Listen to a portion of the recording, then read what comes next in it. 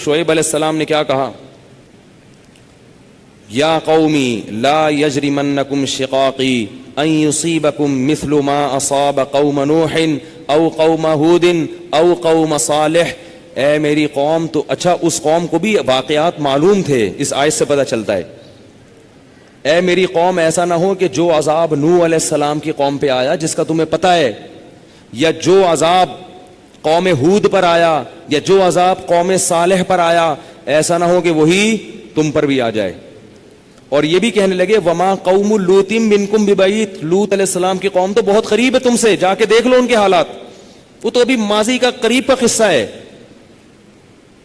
وَيَا قَوْمِ لَا يَجْرِمَنْ وَيَا قَوْمِ اسْتَغْفِرُوا رَبَّكُمْ ثُمَّ تُوبُوا إِلَيْهِ. اے میری قوم اعتراضات چھوڑ دو، استغفروا ربکم، رب سے توبہ استغفار کرو.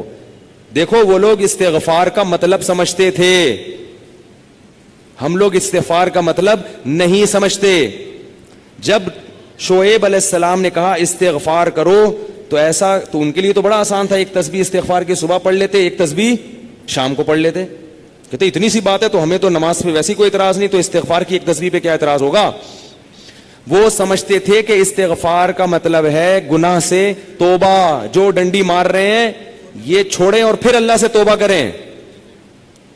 یہ والی توبہ آج کل مارکیٹ سے کیا چل رہی ہے، بہت سی چیزیں مارکیٹ میں شارٹ ہو گئی ہیں. بھائی لوگ چینی کو روتے ہیں، یہ شارٹ ہو گئی، وہ شارٹ ہو گئی، وہ بھائی بہت ساری چیزیں شارٹ ہوئی ہوئی ہیں.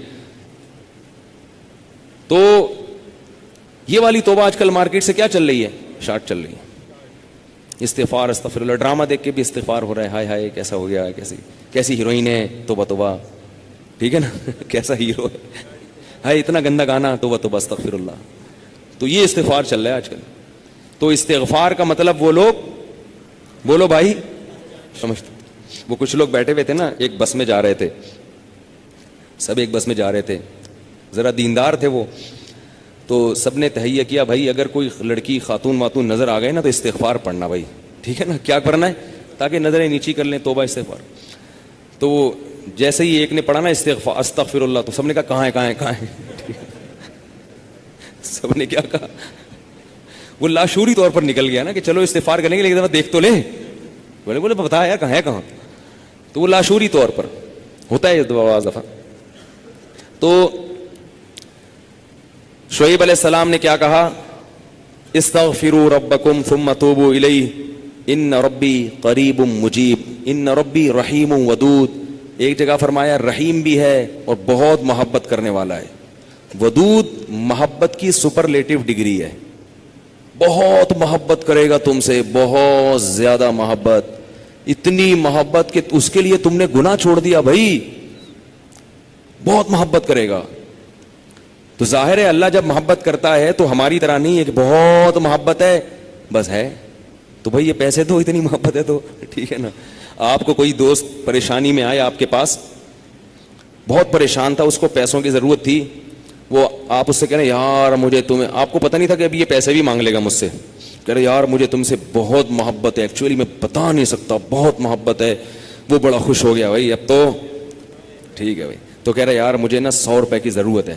اب آپ کہہ رہے یار یہ کیسے موقع پہ میں نے اظہار کر دیا محبت کا، ٹھیک ہے نا. تو ہم لوگوں کی محبت کیسی ہوتی ہے، ایسی ہوتی. اگر ہمیں پہلے سے پتا ہوتا پیسے مانگتا ہے تو ہم کیا کہتے ہیں، یار محبت کچھ نہیں ہوتا. مفتی صاحب نے بیان کیا تھا لویریا پر، وہ جا کے سن لینا، پھر ایسا کہیں گے ہم. تو اللہ جب کہہ رہا ہے نا کہ استغفار کرو گے تو میں کیا کروں گا، ودود بے پناہ محبت کروں گا، بے پناہ محبت. اس کا مطلب ہے کہ پھر اللہ نوازے گا، بہت بہت نوازے گا، رزق کی فراوانی کر دے گا، رزق کے دروازے کھول دے گا، دل میں سکون ڈال دے گا. اگر پریشانی بھی آئے گی تو درجات کو بلند کرنے کے لیے، جیسے یعقوب علیہ السلام پر پریشانی آئی، جیسے یوسف علیہ السلام پر پریشانی آئی تاکہ مصر کا بادشاہ بنا دوں، پھر وہ پریشان کرنے کے لیے پریشان نہیں کرے گا، وہ پریشان کرے گا خوشی دینے کے لیے. آپ حیران ہو کہ خوشی دینے کے لیے بھی کوئی پریشانی ہوتی ہے، ہوتی ہے. حدیث میں آتا ہے کہ ایک بوڑھی عورت نے نبی صلی اللہ علیہ وسلم سے پوچھا کہ کیا بوڑھی عورتیں جنت میں جائیں، کیا میں جنت میں جاؤں گی؟ آپ نے فرمایا نہیں. ارے بھائی نبی کے منہ سے ایک عورت سن لے کہ میں جنت میں نہیں جاؤں گی، اس پہ کیا گزرے گی؟ اس کا مطلب جہنم کا ٹھپا لگ گیا، اسٹیمپ لگ گئی. اتنی پریشان. خود سوچو کہ جن صحابہ کو جنت پر ایسے یقین تھا جیسے اپنی آنکھوں سے دیکھی ہو. حضرت علی کی ایک روایت ہے کہ میں اگر جنت کو اور جہنم کو اپنی آنکھوں سے دیکھ لوں تو میرے ایمان میں اضافہ نہیں ہوگا. تو جن لوگوں کا ایمان ایسا ہو نبی پر, ایک ایک بات پر وہ نبی کے منہ سے سن لیں کہ میں جنت میں نہیں جاؤں گی, تو اس پہ قیامت نہیں آ گئی ہوگی. رونے لگی, پریشان ہو گئی, کچھ دیر میں نبی نے فرمایا کہ جاؤ گی جوان ہو کے. اس کنڈیشن میں اب یہاں ایک نقطہ اٹھایا ہے کہ بھئی ایسا مذاق کرنا جس سے تکلیف ہو. کسی مسلمان کو تکلیف دینا تو جائز نہیں ہے, تو نبی کیسے تکلیف دے سکتے ہیں؟ اتنی تکلیف میں ڈال دیا بیچاری کو. تو اس کا جواب یہی ہے کہ بعض دفعہ تکلیف کسی بہت بڑی خوشی کا پیش خیمہ ہوتی ہے. نہیں آئی بات؟ اگر پہلے تکلیف میں نہ ڈالا جاتا تو بعد میں جو اس کو راحت ہوئی ہے نا, وہ راحت نہ ہوتی, وہ خوشی نہ ہوتی. اس خوشی تک پہنچانے کے لیے پہلے تھوڑا سا تنگ کرنا ضروری ہے, ورنہ وہ خوشی نہ ہوتی. تو اللہ بھی اگر اپنے نیک بندوں کو پریشان کرتے ہیں تو وہ پریشانی کسی بہت بڑی کامیابی کا پیش خیمہ ہوتی ہے, پیش خیمہ ہوتی. پھر اس میں تسلیاں بھی ملتی رہتی ہیں ان کو. تتنزل علیہم الملائکہ اللہ تخافوا ولا تحزنوا, فرشتے ان کے دلوں پہ نازل ہو کے خوشخبریاں دیتے ہیں کہ غم نہ کرو, خوف نہ کرو, بس یہ پریشانیاں دور ہونے والی ہیں, جنت کی نعمتیں ہیں. بعض دفعہ تو دنیا میں بھی بہت بڑی کامیابی مل جاتی ہے. تو اب وہ اچھا یہ بات مسئلہ ذہن میں رکھو کہ اللہ ودود ہے, محبت کرتا ہے اپنے بندوں سے بے پناہ, رحیم ہے, غفور ہے. یہ بہت بڑی غلط فہمی ہے کہ گناہگاروں کے لیے بھی ہے. نا نا نا نا نا, گناہگاروں کے لیے نہیں ہے.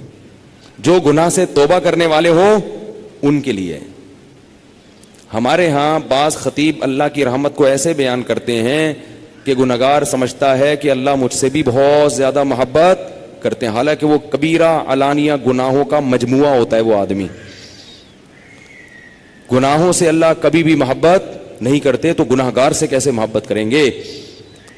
جو گناہ سے بچنے کی کوشش میں لگ جائے, بے شک نہ چھوٹے ہوں لیکن بچنا چاہتا ہے, اس سے بھی اللہ محبت کرتے ہیں. علماء لکھتے ہیں گناہ نہ بھی چھوٹے ہوں لیکن چھوڑنا چاہ رہا ہے, لائن پہ آنا چاہ رہا ہے, تو اللہ اس سے بھی محبت کرتے ہیں. اس کے لیے وسائل پیدا کرتے ہیں, اسباب کیا آ جائے. جو نہیں چاہتا اس سے اللہ محبت نہیں کرتے.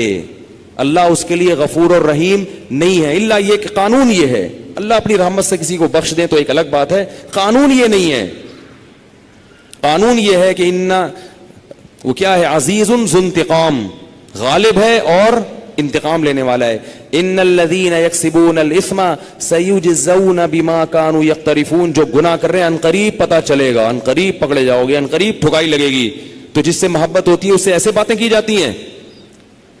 آپ کو جس سے محبت ہے آپ اس کو دھمکیاں دیتے ہیں اس طریقے سے. اللہ فرماتے ہیں کہ تمتعوا, مزے اڑاؤ مزے, ان مصیرکم الی النار, آنا جہنم کی آگ کی طرف ہے.